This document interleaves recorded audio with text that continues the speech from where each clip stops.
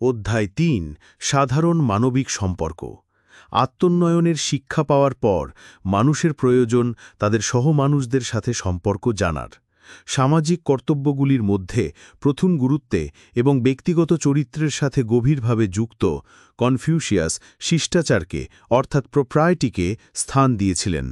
শিষ্টাচারের নিয়ম উচ্চ মানুষ যেন নিজের আচরণ সর্বদা শ্রদ্ধার সাথে সঠিকভাবে নিয়ন্ত্রণ করে এবং যেন সে অন্যদের প্রতি সম্মানজনক হয় এবং শিষ্টাচার মেনে চলে, তাহলেই চার সমুদ্রের মধ্যে যারা আছে সবাই তার ভাই হয়ে উঠবে।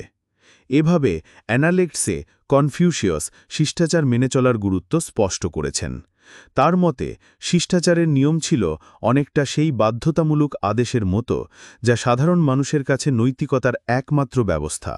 এগুলো হলো সেই কাজগুলো যা একজন উচ্চ মানুষকে মানতেই হবে, তবে উচ্চ মানুষ হওয়ার জন্য নয়, বরং কারণ তিনি এমনই একজন। তাই বলা হয়েছে, যদি কারো মানবিকতার গুণ না থাকে তবে শিষ্টাচারের নিয়মের সাথে তার কি সম্পর্ক?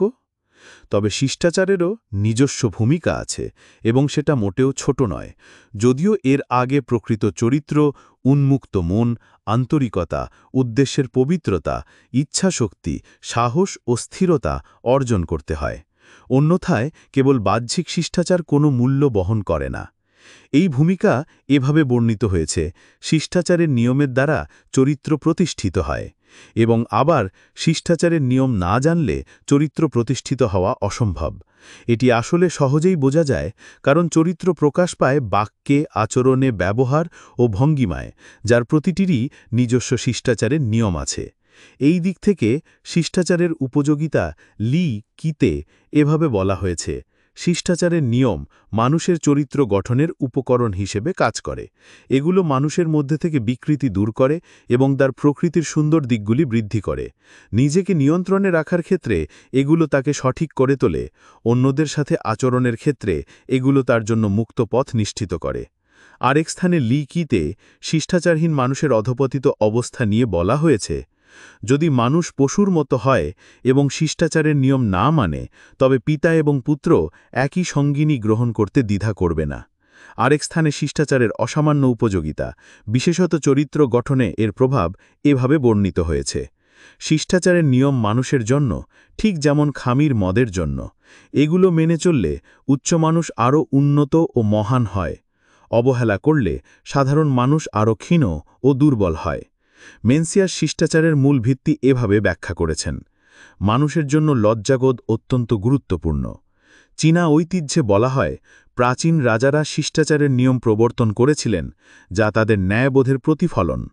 লি কিতে এই নিয়মগুলির উৎস এবং গঠন নিয়ে বলা হয়েছে, এগুলির দুটি অংশ আছে, মূল উপাদান এবং বাহ্যিক সৌন্দর্য। সত্যনিষ্ঠ হৃদয় এবং সদ্বিশ্বাস হল এর মূল উপাদান। প্রতিটি বিষয়ে ন্যায় বিচার অনুযায়ী যে বৈশিষ্ট্য প্রকাশ পায় সেটিই হল এর বাহ্যিক সৌন্দর্য। মূল উপাদান ছাড়া এগুলি প্রতিষ্ঠিত হতে পারে না, বাহ্যিক সৌন্দর্য ছাড়া এগুলি কার্যকর হতে পারে না। শিষ্টাচার কেবল প্রচলিত রীতি নয়, বরং সেটি ঠিক কিনা সেটাই আসল বিচার। তাই বলা হয়েছে, আচার অনুষ্ঠান আসলে ন্যায়ের বহিঃপ্রকাশ। কোনো কিছু যদি ন্যায়ের মানদণ্ডে ঠিক হয়, তবে তা প্রাচীন রাজাদের প্রচলন না হলেও গ্রহণযোগ্য। মেন্সিয়াস সেই ভ্রান্ত ধারণা নাকচ করেন যে কেবল ভালো আচার মানেই শিষ্টাচার, যদিও তার আড়াল অন্যায় লুকিয়ে থাকে। যে শিষ্টাচার আসলে শিষ্ট নয়, যে ন্যায় আসলে ন্যায়সঙ্গত নয়, মহান মানুষ তা করেন না। শিষ্টাচারের নিয়ম অবহেলার পরিণতি কনফিউশিয়াস এভাবে ব্যাখ্যা করেছেন, শ্রদ্ধাশীলতা যদি শিষ্টাচারহীন হয় তবে তা কেবল অকারণ ব্যস্ততা হয়ে যায়। সতর্কতা যদি শিষ্টাচারহীন হয় তবে তা ভীরুতা হয়ে যায়। সাহস যদি শিষ্টাচারহীন হয় তবে তা অবাধ্যতায় রূপ নেয়। সরলতা যদি শিষ্টাচারহীন হয় তবে তা রূঢ়তায় পরিণত হয়। তিনি এমন 9টি বিষয়ের কথা বলেছেন যা একজন উচ্চ মানুষের গভীরভাবে চিন্তা করা উচিত।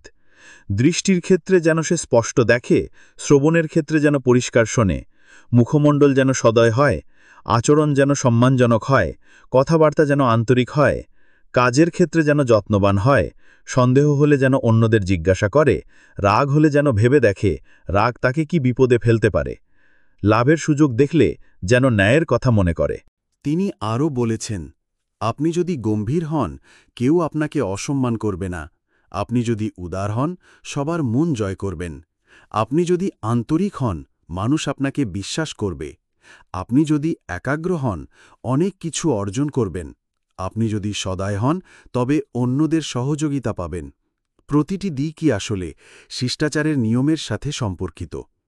যখন তাকে জিজ্ঞাসা করা হয়েছিল পূর্ণাঙ্গ গুণ কি, তিনি বলেছিলেন, নিঃসঙ্গ অবস্থায় শান্ত ও মর্যাদাপূর্ণ থাকা, কাজ পরিচালনায় শ্রদ্ধাশীল ও মনোযোগী থাকা, মানুষের সাথে মেলামেশায় সম্পূর্ণ আন্তরিক থাকা।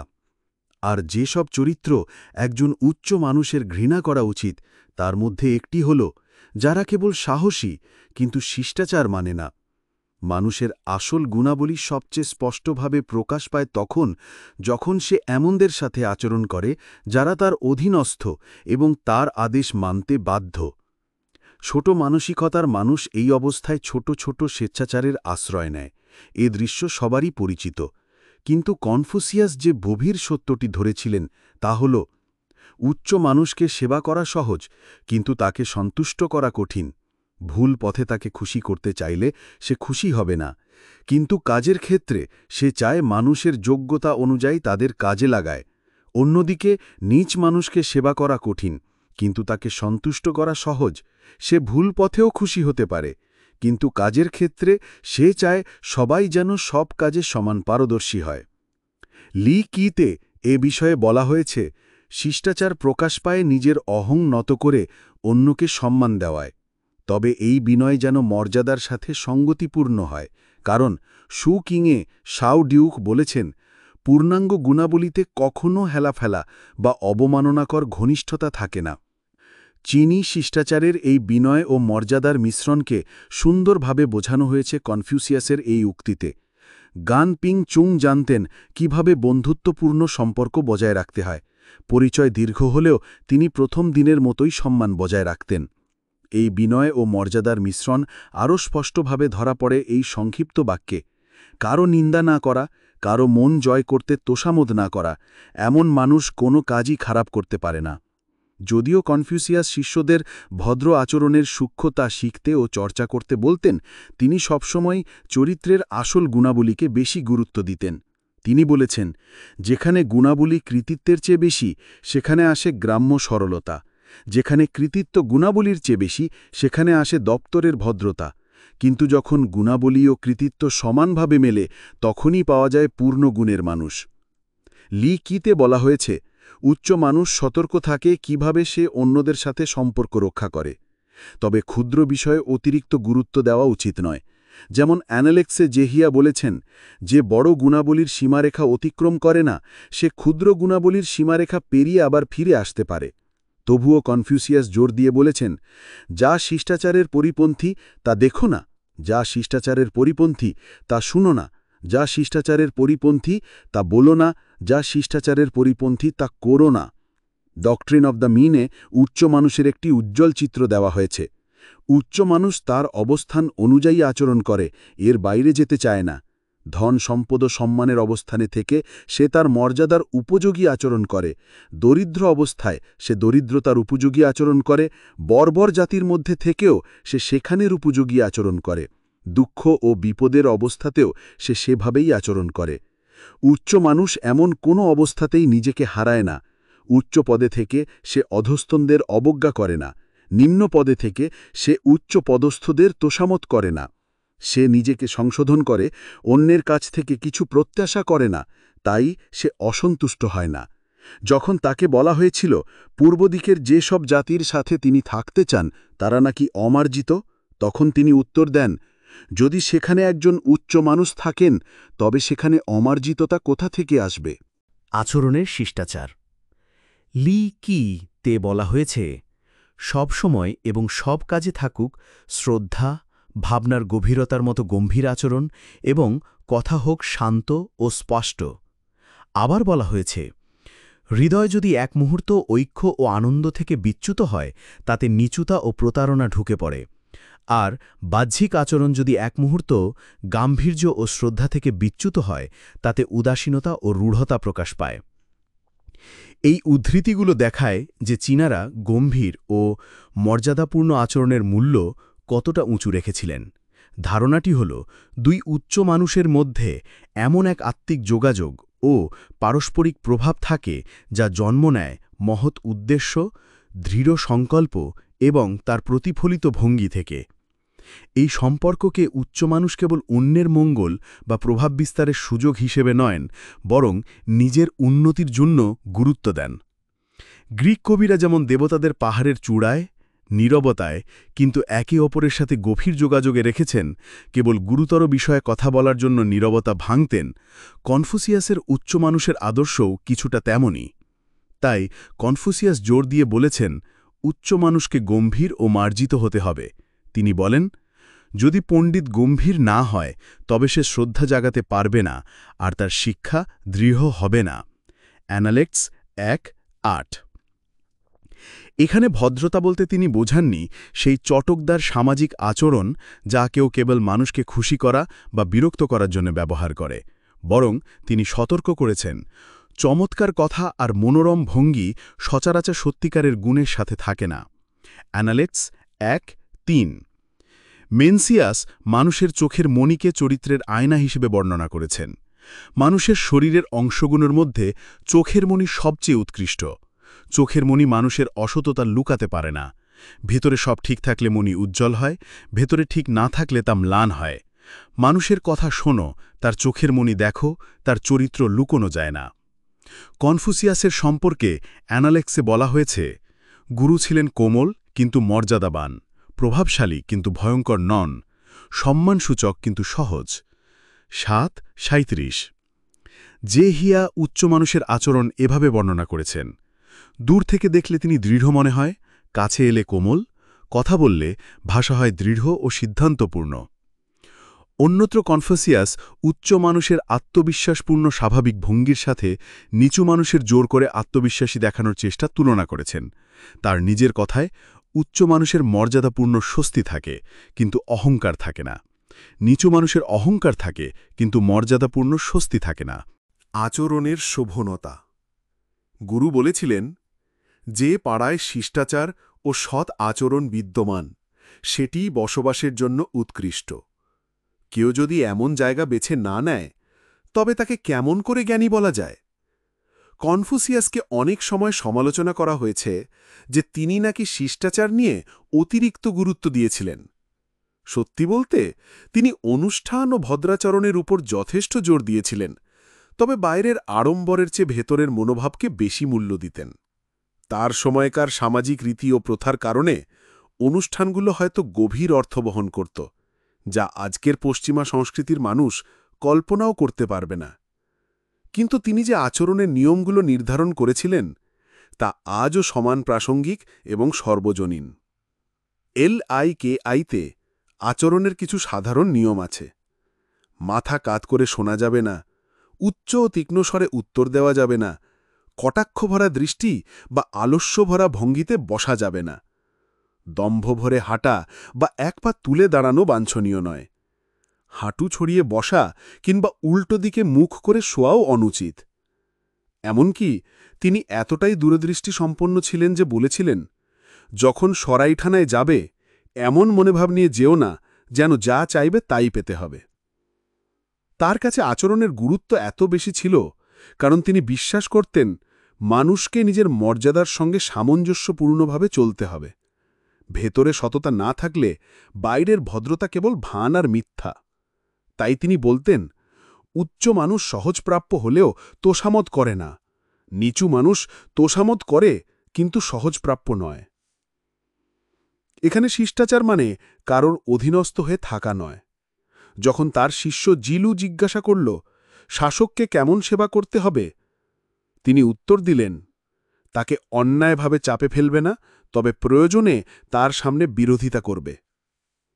তিনি আচরণের সূক্ষ্ম দিকগুলোতেও দৃষ্টি দিতেন, যেমন উপরে তাকানো অহংকারের লক্ষণ, কোমরের নিচে তাকানো দুঃখের, আর তির্যক দৃষ্টি কপটতার।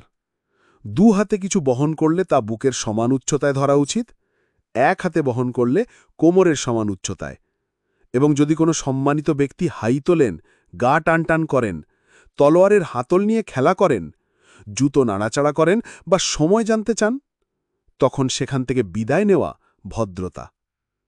বড় আয়োজনের ক্ষেত্রেও তিনি বলতেন সেখানে ধন সম্পদের বড় প্রদর্শনী যেন না হয়। তার সূক্ষ্ম বোঝাপড়া মানুষের সম্পর্কেও ছিল। তিনি বলেছিলেন, মেয়েরা ও দাসেরা সবচেয়ে কঠিন আচরণযোগ্য। তাদের সঙ্গে অতিরিক্ত ঘনিষ্ঠ হলে তারা বিনয় হারায়, আর দূরত্ব রাখলে অসন্তুষ্ট হয়। তার মতে চরিত্র গঠন ও শোভন আচরণের শিক্ষা শৈশবেই শুরু হওয়া উচিত।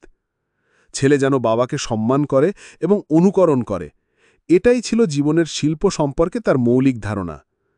যে ছেলে ছোটবেলায় বিনয়ী নয়, বড়দের আসনে বসতে ভালোবাসে, কাঁধে কাঁধ মিলিয়ে হাঁটে, সে শেখার আগ্রহী নয়, সে কেবল তাড়াতাড়ি বড় হতে চায়। এই অবস্থা এড়াতে এবং ছেলের আচরণ সঠিক পথে চালাতে তার এক শিষ্য বলেছিলেন, উচ্চ মানুষ নিজের ছেলের সঙ্গে উপযুক্ত দূরত্ব বজায় রাখেন। পূর্বে বলা কোনো কথাই আজকের এই চঞ্চল কিন্তু অমনোযোগী যুগের শিশুদের দুঃখজনক অশিষ্টতার সঙ্গে অসঙ্গত নয়, বরং বয়সজ্যেষ্ঠদের প্রতি আজকের এই হালকা মনোভাব ও অবজ্ঞার সময় প্রাচীন প্রাচ্যের তরুণদের খারাপ আচরণের এই তীক্ষ্ণ সমালোচনাগুলোই হয়তো সবচেয়ে বেশি প্রয়োজন। মেনসিয়াস বন্ধুত্ব নিয়ে একটি স্পষ্ট এবং সঠিক নিয়ম দিয়েছিলেন। বন্ধুত্ব যেন বয়স, সামাজিক মর্যাদা বা পরিবারের কারণে কখনো ঊর্ধ্বতন ভঙ্গি প্রদর্শন না করে। কারোর সঙ্গে বন্ধুত্ব মানে তার গুণের সঙ্গে বন্ধুত্ব, এতে শ্রেষ্ঠত্বের দাবি থাকার কোনো স্থান নেই। শিষ্টাচারের আসল চেতনা নিয়ে গুরু কনফুসিয়াসের দৃষ্টিভঙ্গি আজকের সবচেয়ে অভিজ্ঞ মহলগুলোর বিচারের সঙ্গেও মিলে যায়। যে কোনো পরিশীলিত ভদ্রলোকই নিশ্চয়ই আনন্দ পাবেন এই দেখে যে কনফুসিয়াস নিজেও খেলাধুলার ন্যায়নীতির এই মৌলিক ধারণাটি অনুসরণ করতেন। তিনি মাছ ধরতেন কিন্তু জাল ব্যবহার করতেন না। তিনি তীর চালাতেন কিন্তু বসে থাকা পাখির দিকে নয়। কথাবার্তার শিষ্টাচার। যারা তীক্ষ্ণ ও চটপটে কথাবার্তায় মানুষের সঙ্গে মিশে তারা প্রায়ই নিজের জন্য শত্রু তৈরি করে। কনফুসিয়াস, লুন ইউ কথায় সংযমের গুরুত্ব জোর দিয়ে বলেছেন তার শিষ্য তোশু কুঙ্গো। একটি কথার জন্য মানুষকে জ্ঞানী ভাবা হয়, আবার একটি কথার জন্যই তাকে মূর্খ ভাবা হয়। অতএব বিশেষ করে হঠাৎ করে প্রতিশ্রুতি দেওয়ার ব্যাপারে সতর্ক থাকতে কনফুসিয়াস উপদেশ দেন। যে ব্যক্তি বিনয়ের অভাবে কথা বলে তার পক্ষে নিজের কথা রক্ষা করা কঠিন হবে। এই লিখিতে একই ভাবনাকে আরও স্পষ্ট করে বলা হয়েছে। যার মুখের প্রতিশ্রুতি কাজে রূপ নেয় না, তার পেছনে অপছন্দ আর প্রতিশোধ আসবে। তাই শ্রেষ্ঠ মানুষ প্রতিশ্রুতি ভঙ্গের বদনাম নেওয়ার চেয়ে প্রত্যাখ্যানের কারণে মানুষের বিরাগ ভোগ করাই ভালো মনে করে। শু কিংয়ে বলা হয়েছে, যে আদেশ দেবে সতর্ক হয়ে দেবে, কারণ একবার আদেশ দিলে তা কার্যকরী করতে হবে, ফিরিয়ে নেওয়া যাবে না। আর সেই কিংয়ে সতর্কীবাণী, সাদা জেট পাথরের ত্রুটি ঘষে মুছে ফেলা যায়, কিন্তু ভুলভাবে বলা একটি কথা আর শোধরানো যায় না। বন্ধুকে উপদেশ দেওয়ার সীমা কনফুসিয়াস এভাবে বেঁধে দেন, বন্ধুকে আন্তরিকভাবে উপদেশ দাও এবং কোমলভাবে পথ দেখাও। যদি দেখো সে কোনোভাবেই মানছে না, থেমে যাও, নিজেকে অপমান করো না। একই কারণে তিনি মনে করতেন, যাদের পথ আলাদা তারা একসঙ্গে পরিকল্পনা করতে পারে না। লুনিউতে এক উন্মাদ ব্যক্তির মুখ দিয়ে বলা হয়েছিল, অতীত নিয়ে ভর্ৎসনা করা বৃথা, ভবিষ্যতের জন্য প্রস্তুতি নেওয়া যায়। কনফুসিয়াস নিজেও বলেছেন, যা ঘটে গেছে তা নিয়ে কথা বলার দরকার নেই, যা শেষ হয়ে গেছে তা নিয়ে আপত্তি তোলার দরকার নেই, যা অতীত তা নিয়ে দোষারোপের দরকার নেই। তিনি নিজের অভিজ্ঞতা থেকে দেখিয়েছেন যে শুধু মুখের কথা শুনে মানুষকে বিচার করা ঠিক নয়। আগে আমি মানুষের কথা শুনতাম এবং তার কাজকেও সত্য ধরতাম। এখন আমি মানুষের কথা শুনি কিন্তু তার কাজও দেখি। ভাষায় সরলতা এবং স্পষ্টতা তিনি সবসময় প্রশংসা করেছেন। ভাষার কাজ হল অর্থ বহন করা, সেটি সঠিক অর্থ অন্য কিছু নয়। শ্রোতার পক্ষেও তিনি বলেছেন, শব্দের শক্তি না জানলে মানুষকে চেনা যায় না। তবে তিনি সতর্ক করেছেন, সৎ মানুষ অবশ্যই ঠিক কথা বলবে, কিন্তু যার কথা ভালো শোনায় সে সবসময় সৎ নয়। লিখিতে প্রাচীনকালের ভদ্রলোকেদের ব্যাপারে বলা হয়েছে, তারা গোপনীয়তা অনুসন্ধান করত না, নিজ কাজের বাইরে সম্পর্ক গড়ত না, পুরনো ঘটনা নিয়ে কথা বলত না, আর অবহেলাসূচক হাসি মস্কারা করত না। গুরুত্বপূর্ণ বিষয়ে কথা বলার সময় সংযমের কারণ ইচিংয়ে বলা হয়েছে, গুরুত্বপূর্ণ বিষয়ে অঙ্কুরেই ফাঁস হয়ে গেলে তার ক্ষতি হবে। তাই শ্রেষ্ঠ মানুষ সতর্কভাবে নীরবতা রক্ষা করে, অযথা কথা বলে না। সততার বিষয়ে কনফুসিয়াসের মত ছিল, যার মধ্যে সত্যনিষ্ঠা নেই সে কেমন করে জীবনযাপন করবে আমি জানি না। তিনি প্রতারণা স্বভাবকে ঘৃণার সঙ্গে নিন্দা করেছেন। চটকারি কথা, তোষামদি ভঙ্গি আর বাড়াবাড়ি অভিমান চৌকিউমিং দেখে লজ্জা পেতেন, আমিও লজ্জা পাই। কারো প্রতি ক্ষোভ লুকিয়ে রেখে মুখে বন্ধুত্ব দেখানো, এটিও লজ্জাজনক। লিখিতে বলা হয়েছে, শ্রেষ্ঠ মানুষ শুধুমাত্র মুখে সৌজন্য দেখায় না, অথচ মনে ঠান্ডা থাকে না। এই ভণ্ডামি নিচু মানসিকতার এবং চোরের মতোই নিন্দনীয়। তিনি আরও বলেন, যে সামান্য কারণে গরিব বন্ধুর সঙ্গে সম্পর্ক ছিন্ন করে, অথচ ধনী ও প্রভাবশালীর ক্ষেত্রে বড় কারণ ছাড়া সম্পর্ক ভাঙে না, তার গুণপ্রেম সামান্য এবং সে আসলে অসৎ ব্যক্তিকেই সহ্য করছে। লিকিতে আরেক ধরনের সূক্ষ্ম ভণ্ডামির কথা ধরা পড়েছে। অন্যের আচরণের নিন্দা করে, অথচ নিজে সেই একই কাজ করা শিক্ষাদানের নিয়মের বিরুদ্ধ। লুন ইউতে কনফিউশিয়াস এমন একজন মানুষের ছবি এঁকেছেন যে কেবল বাহ্যিক ভান করে চলছে, না থাকলেও থাকার ভান, ফাঁকা হয়েও পূর্ণতার ভান, কষ্টে থাকলেও স্বচ্ছন্দতার ভান। এমন স্বভাবের মানুষের পক্ষে স্থির থাকা কঠিন। আরেক ধরনের মানুষ আছেন যারা আসলে অন্যের ময় নিজেদেরই ঠকান, কারণ তাদের প্রকৃতি বাইরে প্রকাশ পেয়ে যায়।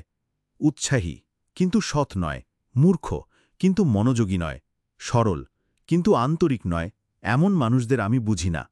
তিনি বহুবার বলেছেন, এই ভণ্ডামি শেষ পর্যন্ত গোপন রাখা যায় না। মানুষ কি করে দেখো, তার উদ্দেশ্য লক্ষ্য করো, সে কোথায় আশ্রয় নেয় তা দেখো। মানুষ কি তার চরিত্র লুকোতে পারে? দ্য গ্রেট লার্নিংয়ে বলা হয়েছে, অবনমিত মানুষ নিভৃতে থাকলে এমন কোনো দুষ্কর্ম নেই যা সে করবে না, কিন্তু শ্রেষ্ঠ মানুষকে দেখামাত্র সে ভান করে, নিজের দোষ লুকিয়ে গুণ প্রকাশ করে, কিন্তু অপরজন তাকে এমনভাবে দেখে যেন তার হৃদয় আর অন্তঃকরণ চোখের সামনে উন্মুক্ত। তাহলে এই ছদ্মবেশে লাভ কি? অন্তরের যা সত্য তা বাইরে প্রকাশ হবেই। তবে শ্রেষ্ঠ মানুষ সারাক্ষণ সন্দেহপ্রবণ হয়ে থাকেন না, বরং মন খোলা ও আন্তরিক হওয়ায় প্রতারণা যতই সূক্ষ্ম হোক তিনি তা সহজেই বুঝে ফেলেন। যে আগে থেকে প্রতারণার আশঙ্কা করে না, আগে থেকে অবিশ্বাসের কথা ভাবে না, তবু ঘটনা ঘটলে সহজেই তা বুঝে নেয়, সে কি মহামানব নয়? প্রতারকের সবচেয়ে বড় বিপদ আসলে তার নিজের জন্য। চটকদার কথা গুণকে বিভ্রান্ত করে, তবে আন্তরিকতাতেও অতিরিক্ততা হতে পারে। জীবনের কিছু গোপন দিক, ঘনিষ্ঠ সম্পর্ক, স্নেহের বন্ধন, এসব এতটাই ব্যক্তিগত ও পবিত্র যে সেগুলি প্রকাশ করা উচিত নয়। যারা গোপন কথা ফাঁস করে অথচ ভাবে তারা সোজা সাপটা, আমি তাদের ঘৃণা করি। অতিরিক্ত খোলামেলা কথা প্রায়শই হয়ে ওঠে বেহিসাবি বকবকানি। অন্যের দোষ নিয়ে কথা বললে তা অশোভনীয়তার রূপ নিতে পারে যদি তা সৌজন্য ও ভদ্র আচরণ দিয়ে নিয়ন্ত্রিত না হয়। যেমন ভদ্রতার খাতিরে প্রচলিত অস্বীকৃতিকে ফলানা সাহেব বাড়িতে নেই, এর অবজ্ঞা করার প্রবণতা প্রাচীন রীতির সাথে মেলে না। কনফিউশিয়াসও সব রীতি মেনে চলতেন। জুপেই কনফিউশিয়াসের সঙ্গে দেখা করতে চাইলে তিনি অসুস্থতার অজুহাতে দেখা করলেন না, কিন্তু বার্তাবাহক বাইরে বেরিয়ে গেলে কনফিউশিয়াস তার তন্ত্রী বাজাতে লাগলেন যাতে পেই তা শুনতে পায়। মেনসিয়াস বলেন, যারা অন্যের দোষ নিয়ে কথা বলে তাদের ভবিষ্যৎ দুর্দশা হওয়া উচিত এবং তা হবেই। কনফিউশিয়াস এ বিষয়ে বলেন, শিক্ষার প্রতি ভালোবাসা ছাড়া সোজা সাপটা স্বভাব রূঢ়তায় পরিণত হয়। সোজা সাপটা স্বভাব যদি শিষ্টাচারের নিয়মে বাধা না থাকে তাহলে তা রূঢ়তায় রূপ নেয়। আচরণের শালীনতা, যা আমি চাই না মানুষ আমার প্রতি করুক, আমিও তা মানুষের প্রতি করব না। ইংরেজিভাষী সমাজে কনফুসিয়াসের এই বাণী সবচেয়ে পরিচিত।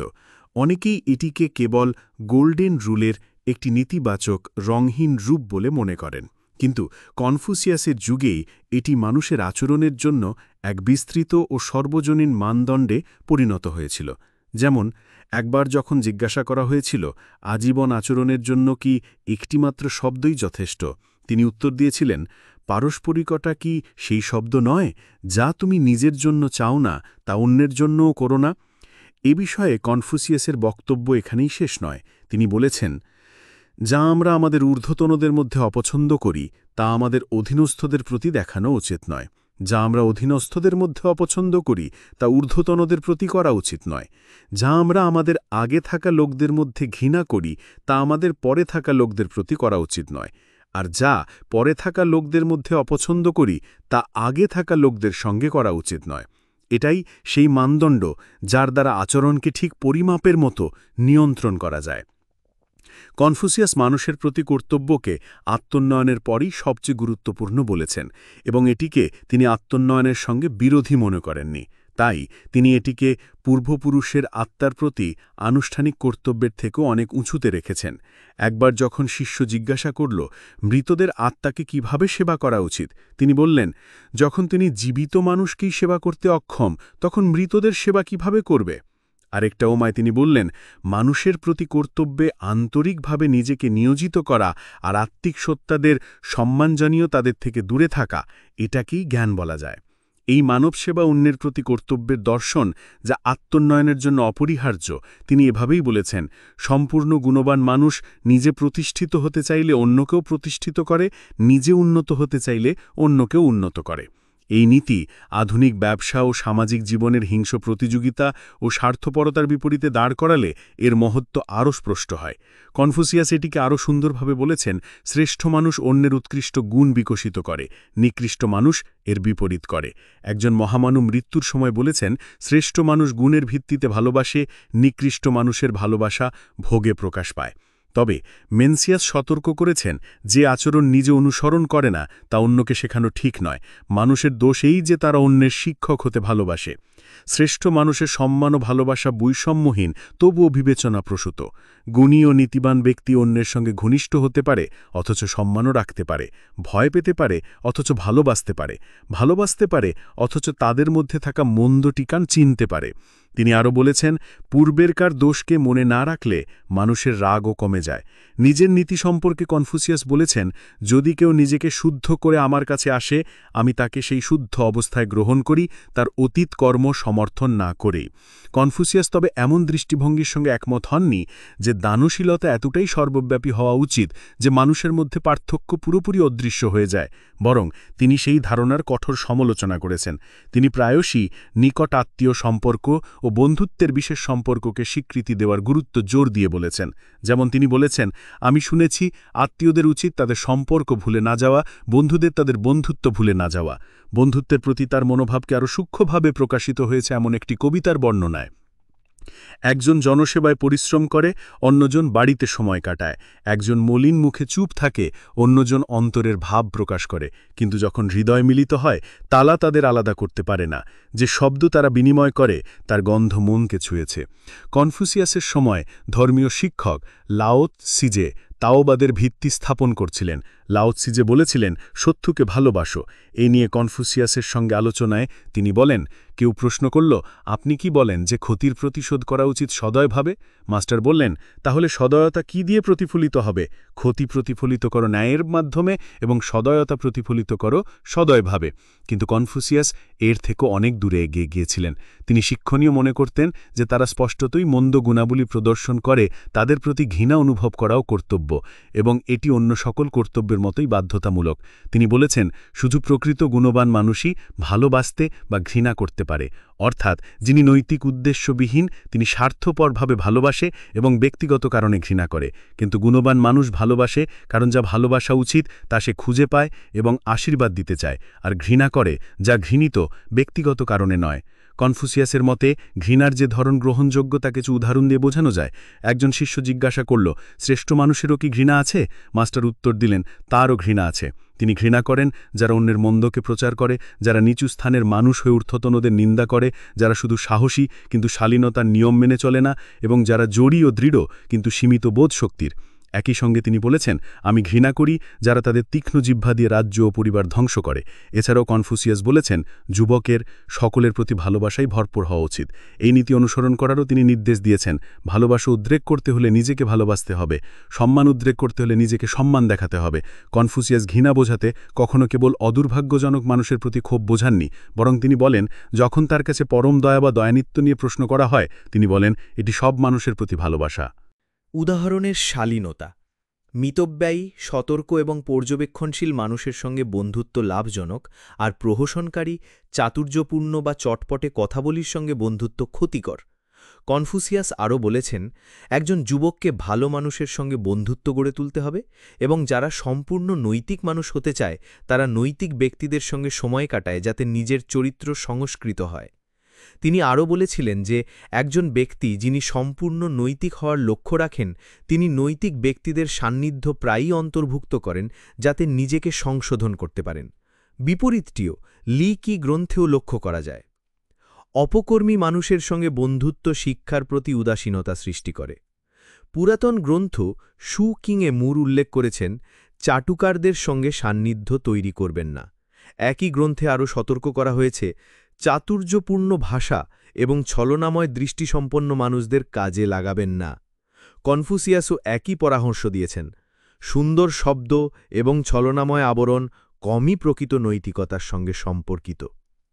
মানব চরিত্রের গুণ এবং কৃত্রিমতার পার্থক্য এবং একটির উপকারিতা অন্যটির ক্ষতি কতটা করতে পারে তা তিনি লি কিয়ের মাধ্যমে সুদক্ষভাবে ব্যাখ্যা করেছেন।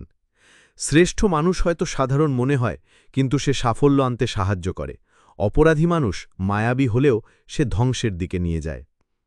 সংলাপ এবং মানুষের সঙ্গে সম্পর্কের ক্ষেত্রে সাবধানতা রাখার পরামর্শ তিনি বহুবার দিয়েছেন। যার সঙ্গে কথা বলা যায়, কথা না বলা হলে সুযোগ নষ্ট; যার সঙ্গে কথা বলা যায় না, কথা বলা হলে শব্দ নষ্ট। তিনি আবার উপমা দিয়ে বলেছেন, পচা কাঠ খোদাই করা যায় না, ময়লা মাটির দেয়াল মৃৎশিল্প গ্রহণ করবে না। বন্ধুর প্রতি পরামর্শ দেওয়ার ক্ষেত্রেও তিনি সতর্কতার শিক্ষা দিয়েছেন। সত্যনিষ্ঠভাবে বন্ধুকে উপদেশ দাও, দয়াশীলভাবে পথ দেখাও। যদি সে অনুশীলনযোগ্য না হয়, থামো, নিজেকে অপমানিত করো না। এবং অযথা উপদেশ দেওয়ার ক্ষেত্রে সতর্ক করেছেন। রাজা সেবায় বারবার সমালোচনা অপমানের কারণ হয়। বন্ধুদের মধ্যে বারবার তিরস্কার বন্ধুত্ব দূরে ঠেলে দেয়। 3টি বিশেষ আকাঙ্ক্ষা তিনি উল্লেখ করেছিলেন যখন সেলু তাকে জিজ্ঞাসা করেছিল, বৃদ্ধের প্রতি বিশ্রাম প্রদানের চেষ্টা করো, বন্ধুর প্রতি সততা প্রদর্শন করো, যুবকের প্রতি কোমল আচরণ করো। অর্থাৎ কনফুসিয়াস বিশ্বাস করতেন যে প্রয়োজনে বন্ধু হারালেও সত্যনিষ্ঠ উপদেশ বা পরামর্শ দেওয়া উচিত, কারণ পূর্ণ কর্তব্য সম্পাদনই প্রধান। বন্ধু যে মনোভাব গ্রহণ করবে এবং করণীয় কি হবে তা তিনি আরও স্পষ্ট করেছেন।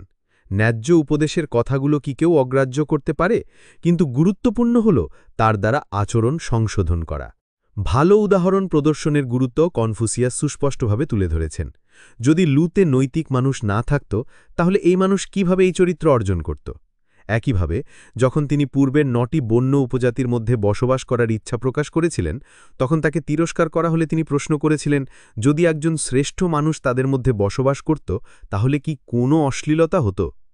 আরও একটি স্থানে তিনি বলেছেন, নিজের সমতুল্য নয় এমন বন্ধুর সঙ্গে বন্ধুত্ব করো না। অর্থাৎ বন্ধুর চরিত্র এবং শালীনতার দিক থেকে সমান হওয়া উচিত। একই ভাবার্থের আরেকটি শিক্ষা, যাদের সঙ্গে ঘনিষ্ঠতা গড়ে তোলা যায় তাদেরকে তুমি তোমার শিক্ষক এবং পথপ্রদর্শক হিসেবে গ্রহণ করতে পারো। তিনি তার শিষ্যদের সঙ্গে এমন প্রভাব ফেলেছিলেন যে তারা নিশ্চিত করেছিল যে তারা তার শিক্ষাকে অনুসরণ করে। তারা বলেছেন, আমাদের শিক্ষককে ধারণ করা সম্ভব নয়, ঠিক যেমন স্বর্গকে সিঁড়ি দিয়ে পৌঁছানো যায় না। কনফুসিয়াসের এই পরামর্শ কেবল একটি ব্যক্তিগত সম্পর্কের জন্য সীমাবদ্ধ নয়, বরং এটি সকল ব্যক্তিগত এবং সামাজিক সম্পর্কের ক্ষেত্রেও প্রযোজ্য।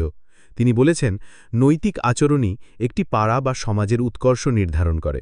যদি কেউ বসবাসের জন্য এমন স্থান নির্বাচন না করে যেখানে এটি প্রচলিত, তাহলে সে কিভাবে বুদ্ধিমান হতে পারে?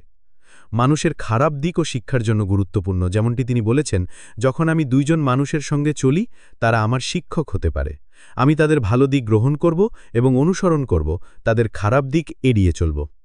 তিনি শিষ্যদের সতর্ক করেছেন, যখন আমরা গুণী মানুষ দেখি তখন তাদের সমান হতে চেও, যখন বিপরীত চরিত্রের মানুষ দেখি তখন নিজের দিকে ফিরে যাচাই করো। তবে এটি এই অর্থ নয় যে তিনি খারাপ চরিত্রের মানুষের সঙ্গে সখ্যতা গড়ে তুলতে পরামর্শ দিয়েছেন, বরং তিনি নিজে বলেছেন, আমি পাখি বা জন্তুদের সঙ্গে মানুষের মতো আচরণ করতে পারি না। যদি আমি এই মানুষদের সঙ্গে না থাকি তবে কার সঙ্গে থাকব? শিষ্যদের সন্দেহের উত্তরে কনফুসিয়াস একবার বলেছিলেন, মানুষ আমার কাছে আসতে পারে, আমি তাদের গ্রহণ করি, কিন্তু তারা প্রস্থান করার পর তাদের কাজের জন্য আমি নিজেকে বাঁধা করি না। কেন এত কঠোর হওয়া প্রয়োজন? যদি কেউ নিজেকে পরিশুদ্ধ করে আমার সান্নিধ্যে আসে, আমি তাকে গ্রহণ করি, অতীতের কাজ অনুমোদন ছাড়া। কনফুসিয়াসের মধ্যে এমন মানবিক দৃষ্টিভঙ্গি পাওয়া যায় যা প্রাচীন ইড্ডা কাব্যের কথার সঙ্গে মিল আছে। তিনি বলেন, অজ্ঞান সে যে নিজের বাড়ি আর বন্ধুর বাড়ির মধ্যে ঘাস জন্মাতে দেয়। তিনি বলেন, কিভাবে অ্যাসপেন প্লাম ফুলের পাতাগুলো হেলে ঘুরে যায়? আমি কি তোমার কথা ভাবছি না, কিন্তু তোমার বাড়ি দূরে। শিক্ষক বলেন, এটি চিন্তার অভাব। কিভাবে দূরে? অবশেষে তিনি জানান যে সত্যিকারের নৈতিক মানুষকে বা সঙ্গের অভাব অনুভব করবে না। নৈতিকতা একা দাঁড়ায় না, যিনি এটি অনুশীলন করেন তার প্রতিবেশী থাকবেন। তিনি আরও বলেন, শ্রেষ্ঠ মানুষ যেন নিজের আচরণ শালীনভাবে পরিচালনা করতে ভুলে না যায়, অন্যদের প্রতি সম্মান দেখায় এবং শিষ্টাচারের নিয়ম মেনে চলে। তখন চারিদিকে থাকা সকল মানুষ তার ভাই বোনের মতো হবে। যৌন শালীনতা। যৌনতা সংক্রান্ত বিষয়ে লজ্জাশীলতা এবং মার্জিত আচরণ। পণ্ডিত নিজেকে সমস্ত দাগ থেকে মুক্ত রাখে। মাস্টার বলেছেন, নিজেদের ইচ্ছাকে সমর্পণ করতে অস্বীকার করা বা নিজেদের দেহের কোনো দাগ গ্রহণ না করা। আমি মনে করি এ ধরনের ছিলেন পিওই ও সুওৎসু। এই দুটি অংশ প্রাচীন জ্ঞানের বক্তার যৌন সংযমের প্রতি দৃঢ় মনোভাব প্রদর্শন করে, যা অন্যান্য নৈতিক গুণাবলীর মধ্যে অন্যতম। অবশ্যই ব্যক্তিগত পবিত্রতা একটি ধারণা, যা প্রাচীন চীনে এবং আধুনিক পশ্চিমা সমাজে শুধুমাত্র যৌন শালীনতায় সীমাবদ্ধ নয়। এটি আরও বিস্তৃত, খাবার বা পানীয়র অতিরিক্ত, এমনকি শ্বাস-প্রশ্বাসের মতো অচেতনভাবে অনুশীলিত অভ্যাস, যেমন ধূমপান, প্রায় একইভাবে ব্যক্তি দূষিত করতে পারে যেমনটি মানুষের প্রজনন কার্যাবলীর অপব্যবহার করে। তবুও কনফিউশিয়াসের যুগে এবং পরবর্তীকালে নারী সৌন্দর্যের প্রলোভন এতই শক্তিশালী ছিল যে ব্যক্তিগত পবিত্রতা নিয়ে আলোচনা করলে মন স্বাভাবিকভাবেই যৌন শালীনতার দিকে যায়। কনফিউশিয়াস সেই যুগের সমস্ত ক্ষতিকর অভ্যাস চিনতেন এবং নিন্দা করেছিলেন, যেমন অতিরিক্ত আনন্দে লিপ্ত হওয়া, অলসতা এবং আড্ডায় আনন্দ খোঁজা, ভোজের আনন্দে মগ্ন হওয়া, এগুলো ক্ষতিকর। তিনি আরও বলেছেন যে ব্যক্তি সারা দিন খাবারের প্রতি লিপ্ত এবং কিছু মনোযোগ দেয় না, তার অবস্থা কঠিন। শারীরিক কার্যাবলীর ক্ষেত্রে মেনশিয়ার সমস্যার মূল এবং জটিলতা প্রকাশ করেছেন।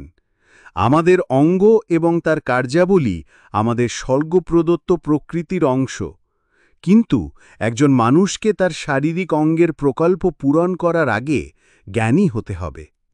কিন্তু বিশেষভাবে মানুষের সব সম্পর্কের মধ্যে সবচেয়ে গুরুত্বপূর্ণ পুরুষ এবং নারীর সম্পর্ক এবং এর থেকে উদ্ভূত সম্পর্কের ক্ষেত্রে জ্ঞাত ব্যক্তি উভয় লিঙ্গের পবিত্রতার প্রতি এমন মনোভাব রাখার পরামর্শ দেন, যা শুধুমাত্র যৌনতার খেলা নয়, বরং নতুন জীবন সৃষ্টির উদ্দেশ্য এবং মানবজাতির উচ্চতর স্তরের উন্নয়ন নিশ্চিত করে। লিকিতে এ ব্যাপারে বলা হয়েছে যে পুরুষ ও মহিলার মধ্যে পার্থক্য রক্ষা করা অবশ্যই প্রয়োজন। যদি পুরুষ ও মহিলার মধ্যে পার্থক্য রক্ষা করা না হয়, বিশৃঙ্খলা সৃষ্টি হবে এবং বৃদ্ধি পাবে।